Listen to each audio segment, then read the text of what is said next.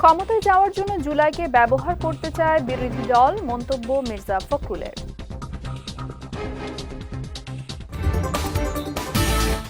ডিএমপির ২৪ ঘন্টার অভিযানে গ্রেফতার ৪০১, মামলা ৫০।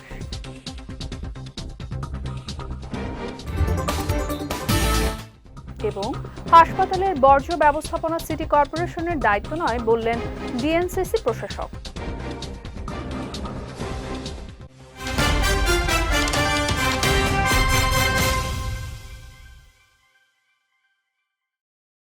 আসসালামু আলাইকুম। পুষ্টিচানী বিদিত বিজয় রাতের সংবাদে আমন্ত্রণ জানাচ্ছি আমি সাদিয়া রেজওয়ানা তন্নি। শুনছিলেন শিরোনাম, এবারে বিস্তারিত।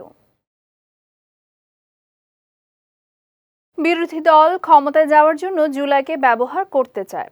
আমরা চাই না ক্ষমতায় যাওয়ার জন্য জুলাই কোনো হাতিয়ারে পরিণত হোক, এমনটাই মন্তব্য করেছেন স্থানীয় সরকার মন্ত্রী মির্জা ফখরুল ইসলাম আলমগীর। শুক্রবার সকালে জাতীয় প্রেস ক্লাবে ঢাকা বিশ্ববিদ্যালয়ের সাবেক উপাচার্য প্রফেসর এমাজউদ্দিন আহমেদ এর ৬ষ্ঠ মৃত্যুবার্ষিকীর আলোচনা সভায় একথা বলেন তিনি। জুলাই সনদ অক্ষরে অক্ষরে পালন করা হবে উল্লেখ করে মির্জা ফখরুল ইসলাম আলমগীর বলেন, আমরা একসাথে জুলাই সনদ স্বাক্ষর করেছি। গণভোটের একটা অংশ নিয়ে আমাদের সাথে কোনো আলোচনাই হয়নি। উচ্চকক্ষে আনুপাতিক হারে প্রতিনিধিত্বের বিষয়ে আমরা একমত হইনি। জুলাই আন্দোলন শুধু জুলাই মাসের জন্যই নয় উল্লেখ করে তিনি বলেন, দীর্ঘ সময় ধরে ফ্যাসিবাদের বিরুদ্ধে আন্দোলন জুলাই রূপ পেয়েছে। বিরোধী দল শুধুমাত্র আপনার তাদের ক্ষমতায় যাওয়ার জন্য এই জুলাইকে তারা ব্যবহার করতে চায়। আমরা কিন্তু চাই না যে জুলাই শুধু ক্ষমতার যাওয়ার জন্য আরেকটা হাতিয়ারই পরিণত হোক। জুলাইয়ের আন্দোলন শুধু ওই জুলাই মাসেরই আন্দোলন নয়।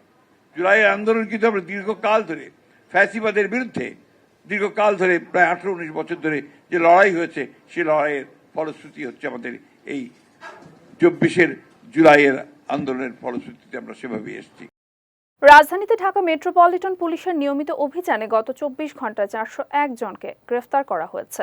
এই সময় বিভিন্ন থানায় ৫০টি মামলা করা হয়েছে। শুক্রবার ডিএমপির মিডিয়া অ্যান্ড পাবলিক রিলেশনস বিভাগের অতিরিক্ত উপপুলিশ কমিশনার নিয়াজ মেহেদি এসব তথ্য জানান। নিয়াজ মেহেদি জানান, গ্রেফতার হওয়াদের মধ্যে রমনা বিভাগে ৪৪ জন, লালবাগ বিভাগে ২৬ জন, ওয়ারী বিভাগে ৪২ জন, মতিঝিল বিভাগে ৪১ জন, তেজগাঁও বিভাগে ৩১ জন, মিরপুর বিভাগে ১১৯ জন, গুলশান বিভাগে ৪৭ জন, উত্তরা বিভাগে ৩৮ জন এবং গোয়েন্দা বিভাগ ডিবি থেকে ১৩ জনকে গ্রেফতার করা হয়েছে। তিনি জানান, গ্রেফতার ব্যক্তিদের কাছ থেকে ২৫,১০৯ পিস ইয়াবা, ২০ কেজি ৯৫০ গ্রাম গাঁজা, একটি ব্যাটারি চালিত অটোরিকশা, ১৫টি বাঁশের তৈরি মশাল, ৮৩টি মোবাইল ফোন, আওয়ামী লীগের স্লোগান সম্বলিত একটি ব্যানার, ৫টি প্ল্যাকার্ড, একটি হাইস গাড়ি, ৬,৬০০টি সিম কার্ড, একটি ল্যাপটপ ও একটি মাইক্রোবাস জব্দ করা হয়েছে। একই সঙ্গে একজন ভিকটিমকে উদ্ধার করা হয়েছে। গ্রেফতারকৃতদের বিরুদ্ধে আইনগত ব্যবস্থা নেয়ার প্রক্রিয়া চলমান রয়েছে বলেও জানান তিনি।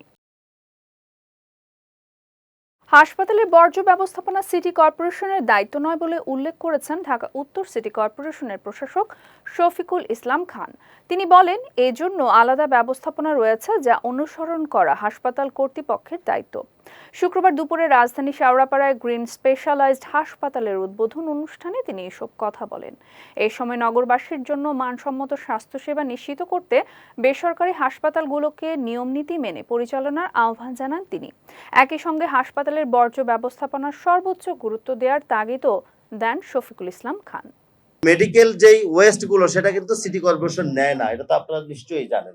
সেটার জন্য আলাদা একটা প্ল্যান্ট আছে, তারা সেটা সংগ্রহ করে। আপনারা আপনাদের হসপিটালকে নিশ্চিত করার জন্য আপনার এসটিপি যেটা বললেন সেটা কাজ কি শুরু করেছেন? চলমান আছে। আমি আশা করবো এটা দ্রুত শেষ করে আপনারা কাজে অগ্রণী ভূমিকা পালন করবেন। আমরা আশা করছি এই হসপিটালটি হবে অত্র অঞ্চলের মধ্যে অন্যতম একটা সেবামূলক প্রতিষ্ঠান, যাতে করে এই অঞ্চলের মানুষ এই হসপিটালে এসে তাদের অসুখ নির্ণয়নের জন্য যে পরীক্ষাগুলো করবেন, এই পরীক্ষা আমাদের সম্মানিত চিকিৎসক এবং কর্মকর্তা যারা থাকবেন তারা এলাকার মানুষদেরকে অন্যান্য হসপিটালের তুলনায় এই গ্রিন স্পেশালিস্ট হসপিটাল যে একটা সেবামূলক প্রতিষ্ঠান, তাদের কার্য মধ্য দিয়ে সেটা প্রমাণিত করবে। উত্তর পশ্চিম বঙ্গোপসাগর ও তৎসংলগ্ন উত্তর উড়িষ্যা পশ্চিমবঙ্গ উপকূলীয় এলাকায় অবস্থানরত লঘুচাপটি ঘনীভূত হয়ে সুস্পষ্ট লঘুচাপে পরিণত হওয়ায় পায়রা সহ দেশের সব সমুদ্র বন্দরকে ৩ নম্বর স্থানীয় সতর্ক সংকেত দেখিয়ে যেতে বলেছে আবহাওয়া অধিদপ্তর। এমন অবস্থায় পটুয়াখালীতে শুক্রবার সকাল থেকে ঝোড়ো হাওয়া ও মাঝারি ও ভারী বৃষ্টিপাত হচ্ছে। সকল নদ নদীর পানি স্বাভাবিক জোয়ারের চেয়ে ৩ থেকে ৪ ফুট বেড়েছে।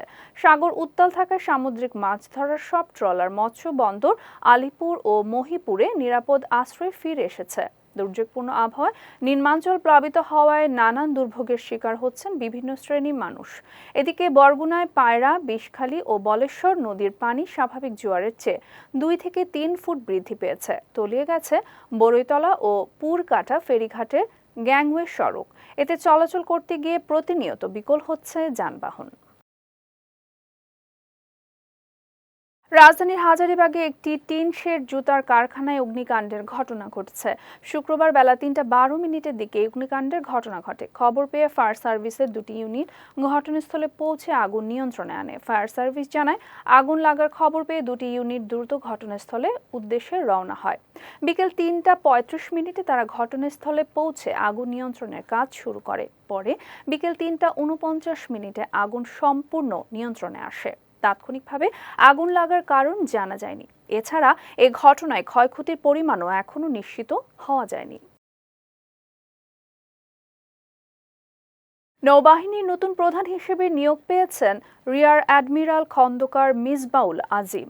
বৃহস্পতিবার রাতে এক প্রজ্ঞাপনে তথ্য জানিয়েছে প্রতিরক্ষা মন্ত্রণালয়। প্রজ্ঞাপনে জানানো হয়েছে, মিসবাউল আজিমকে ৩ বছরের জন্য নৌবাহিনীর প্রধান করা হয়েছে।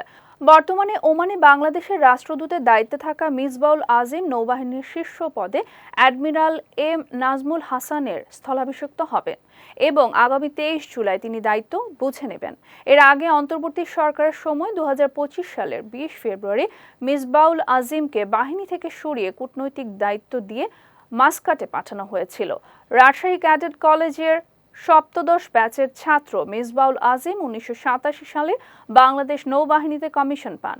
চাকরি জীবনে তিনি ঢাকা ও চট্টগ্রাম নৌ অঞ্চল সহ নৌবাহিনীর বিভিন্ন গুরুত্বপূর্ণ কমান্ডের নেতৃত্ব দিয়েছেন। বাংলাদেশ নেভাল একাডেমির কমান্ড্যান্টের দায়িত্ব তিনি পালন করেছেন। সপ্তাহ ঘুরে রাজধানীর বাজারে আবারও বেড়েছে প্রায় সব ধরনের নিত্যপণ্যের দাম। মাংস থেকে শুরু করে সবজি, বেশিরভাগ পণ্যের দামই এখন ঊর্ধ্বমুখী। আয় না বাড়লেও বাড়তি দামের চাপ সামলে প্রয়োজনীয় কেনাকাটা করতে হিমশিম খাচ্ছেন সাধারণ মানুষ। তবে বরাবরের মতোই মূল্য বৃদ্ধির জন্য নানা কারণ দেখাচ্ছেন বিক্রেতারা। সহকর্মী সোহানুর রহমান সোহানের ক্যামেরা ও হৃদয় খানের তথ্যে জাওয়াদ অন্তুর রিপোর্ট। শুক্রবার মানেই অনেকের সাপ্তাহিক বাজার, কিন্তু ছুটির দিনের এই প্রয়োজনীয় কেনাকাটাও এখন যেন বাড়তি ভোগান্তির নাম। সকাল থেকে গুড়ি গুড়ি বৃষ্টি আর বাজারে ঢুকতেই চড়া দামের হাঁক। সব মিলিয়ে রাজধানীর কাঁচা বাজারে ক্রেতাদের পকেটের পাশাপাশি ধৈর্যেরও কঠিন পরীক্ষা দিতে হচ্ছে। বিভিন্ন বাজার ঘুরে দেখা গেছে, আমিষ থেকে নিরামিষ প্রায় সব ধরনের নিত্যপণ্যের দামই বেড়েছে। মাংসের উচ্চমূল্য এড়িয়ে সবজির বাজারে গেলেও মিলছে না স্বস্তি। নিম্ন ও মধ্যম আয়ের ক্রেতাদের অভিযোগ, সপ্তাহের ব্যবধানে বিভিন্ন ধরনের সবজির দাম কেজি প্রতি ২০ থেকে ৪০ টাকা পর্যন্ত বেড়েছে। দুই আড়াই সপ্তাহ হবে আমি ১২০ টাকা কিনছিলাম এক ডজন আমার হল থেকেই, কিন্তু এখন এইখানে ভাবলাম যে এইখানে হয়তো একটু কম পাওয়া যাবে, এইখানে এসে দেখি ১৩০ টাকা, তো বাইরে গেছে। এখন কিছু করার নাই, যে সময়ে উৎপাদন হয় দেখা গেছে অনেক বেশি পরিমাণে উৎপাদন হওয়ার ফলে কৃষকরা দাম পায় না, স্টোরেজ করতে পারে না, বাজারে চলে আসে দাম কমে যায়। আবার যখন সিজন চলে যায় তখন ওই যে বাজারে থাকে না জিনিসপত্র, দাম বেড়ে যায়। এটা প্রতি সপ্তাহে নিত্যপণ্যের দাম বাড়লেও এর পেছনে নতুন নতুন কারণ তুলে ধরছেন বিক্রেতারা। তাদের দাবি, টানা বৃষ্টি, বিভিন্ন এলাকায় বন্যা এবং সরবরাহ সংকটের কারণে পাইকারি পর্যায় থেকেই বেড়েছে পণ্যের দাম। সেই প্রভাব পড়েছে খুচরা বাজারেও। সপ্তাহ তুলনায় এই সপ্তাহে এক ডজন ডিমে ৩০ টাকা বাড়ছে দাম, মানে লাল ডিমে ৩০ টাকা বাড়ছে, সাদা ডিমে ২০ টাকা বাড়ছে। আমরা তেজগাঁওতারা গেলে এরা দাম বেশি, এই বকর সকর আর কি আমরা রেট বলে। এক সপ্তাহ আগে বাজারে যে জিনিস সবজি ছিল, সবজির দাম কম ছিল। এখন এই বৃষ্টি হওয়াতে বাজারে সবজির ক্রাইসিস দেখা দিয়েছে এবং সবজির দাম বাইরে গেছে। তবে কারণ যাই হোক, প্রয়োজনের বাজার তো করতেই হবে, তাই বাধ্য হয়ে অনেকেই কমিয়ে দিচ্ছেন কেনাকাটার তালিকা। কেউ বাদ দিচ্ছেন কিছু পণ্য, আবার কেউ আগের তুলনায় কম পরিমাণে কিনেই ফিরছেন বাড়ি। দাম বাড়ার এই ধারাবাহিকতা কবে থামবে তার স্পষ্ট উত্তর নেই কারো কাছে। ফলে বাড়তি খরচের চাপ সামলে নিত্য প্রয়োজন মেটানোই এখন রাজধানীর নিম্ন ও মধ্যম আয়ের মানুষের সবচেয়ে বড় চ্যালেঞ্জ। জাওয়াত অন্তু, বিজয় টিভি, ঢাকা। সারা দেশে গত 24 ঘন্টায় সন্দেহজনক হামে আক্রান্ত হয়েছেন আরও 873 জন। একই সময়ে সন্দেহজনক হামে এক শিশুর মৃত্যু হয়েছে। শুক্রবার স্বাস্থ্য অধিদপ্তরের কন্ট্রোল রুম থেকে পাঠানো এক সংবাদ বিজ্ঞপ্তিতে এই তথ্য জানানো হয়। বিজ্ঞপ্তিতে বলা হয়, গত 15 মার্চ থেকে 17 জুলাই পর্যন্ত দেশে সন্দেহজনক হাম রোগীর সংখ্যা দাঁড়িয়েছে 1,16,011 জনে। একই সময় নিশ্চিত হাম রোগী শনাক্ত হয়েছে 14,244 জন, যার মধ্যে গত 24 ঘন্টায় শনাক্ত হয়েছে 140 জন।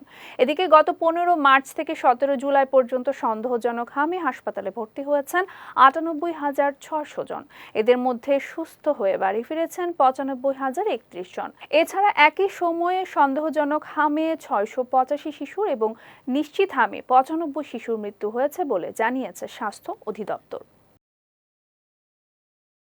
ফুটবল উন্মাদনার আবহে ভোক্তাদের জন্য ব্যতিক্রমী আয়োজন করেছে park avenue. Spray on celebration on ক্যাম্পেইনের অংশ হিসেবে ঢাকার তেজগাঁওয়ের আলোকি ভেন্যুতে অনুষ্ঠিত হয় একটি এক্সক্লুসিভ সেমিফাইনাল ফুটবল স্ক্রিনিং। এই আয়োজনে অংশ নেন ক্যাম্পেইনের সৌভাগ্যবান বিজয়ীরা। অনুষ্ঠানের বিশেষ আকর্ষণ ছিলেন বাংলাদেশ জাতীয় ফুটবল দলের অধিনায়ক জামাল ভুঁইয়া। তিনি ভক্তদের সঙ্গে সময় কাটান, ছবি তোলেন এবং মতবিনিময় করেন, যা পুরো আয়োজনকে আরও প্রাণবন্ত করে তোলে। এই সময় পার্ক এভিনিউ আনুষ্ঠানিকভাবে উন্মোচন করে তাদের নতুন পার্ক এভিনিউ 8X নিও নো গ্যাস পারফিউম। আধুনিক গ্রুমিং ও দীর্ঘস্থায়ী সুগন্ধের অভিজ্ঞতা দিতে তৈরি করা হয়েছে নতুন এই পণ্য। পার্ক এভিনিউ জানিয়েছে, গ্রাহকদের শুধু নতুন পণ্য নয়, বরং স্মরণীয় অভিজ্ঞতা দেওয়াই তাদের লক্ষ্য। ভবিষ্যতেও এই ধরনের অভিজ্ঞতা ভিত্তিক আয়োজন অব্যাহত রাখার প্রত্যাশা জানিয়েছে প্রতিষ্ঠানটি। এবারে পুষ্টি চিনি গুঁড়া চাল নিবেদিত জেলার সংবাদ।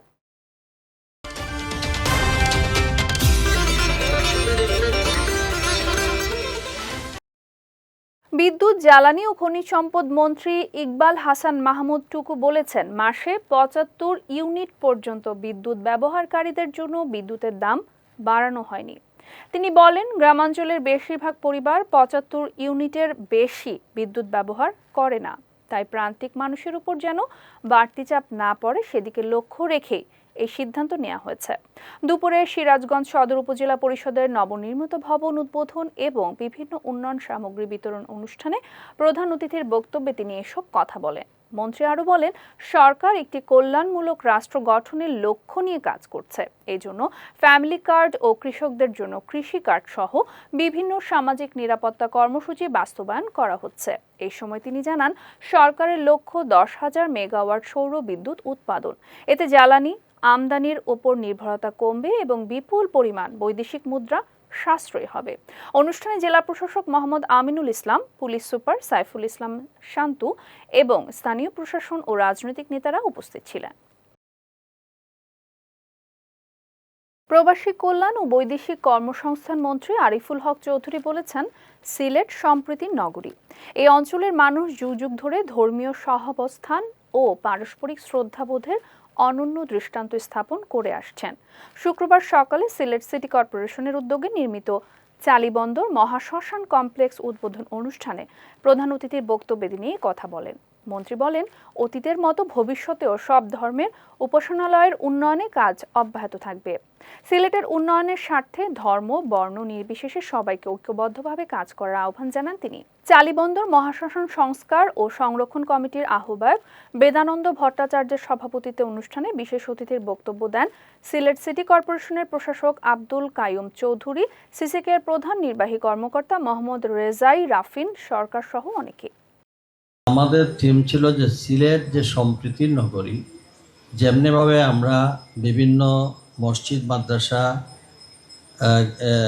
গ্রেভিয়ার্ড করেছি, ঠিক তেমনি এটার যেমন সনাতন ধর্মের এইটা যেমন শ্মশানঘাট করেছি, মণিপুরী সম্প্রদায়ের জন্য আমরা সেই সাগরদিঘির পাড়ও দৃষ্টিনন্দন আমাদের হয়েছে, শ্মশানঘাট হয়েছে, এবং এই বৌদ্ধদের জন্য আমরা কমপ্লেক্স করে দিয়েছি বৌদ্ধবিহার। যাচ্ছি পুষ্ট ড্রিঙ্কিং ওয়াটার নিবেদিত খেলার সংবাদে।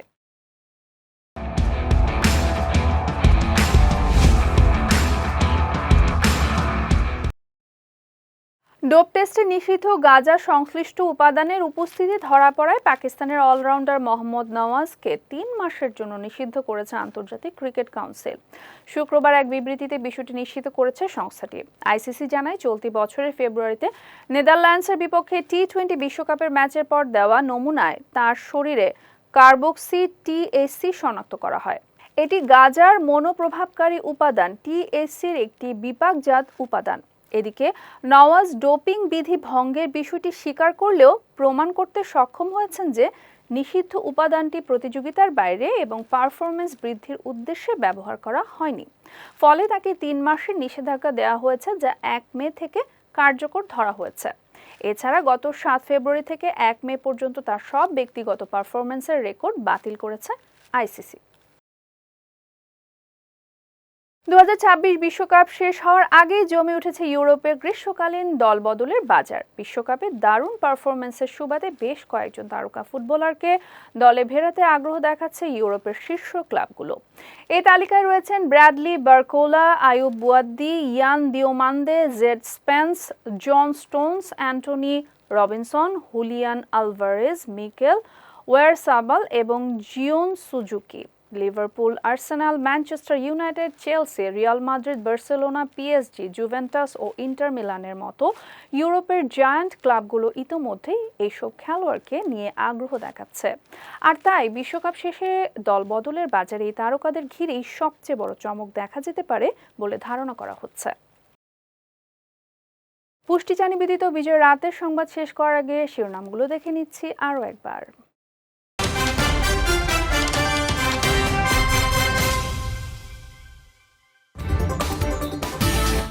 ক্ষমতায় যাওয়ার জন্য জুলাইকে ব্যবহার করতে চায় বিরোধী দল, মন্তব্য মির্জা ফখরুলের।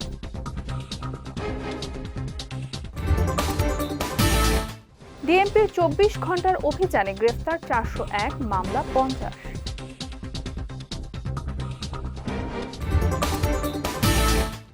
এবং হাসপাতালের বর্জ্য ব্যবস্থাপনা সিটি কর্পোরেশনের দায়িত্ব নয় বললেন ডিএনসিসি প্রশাসক।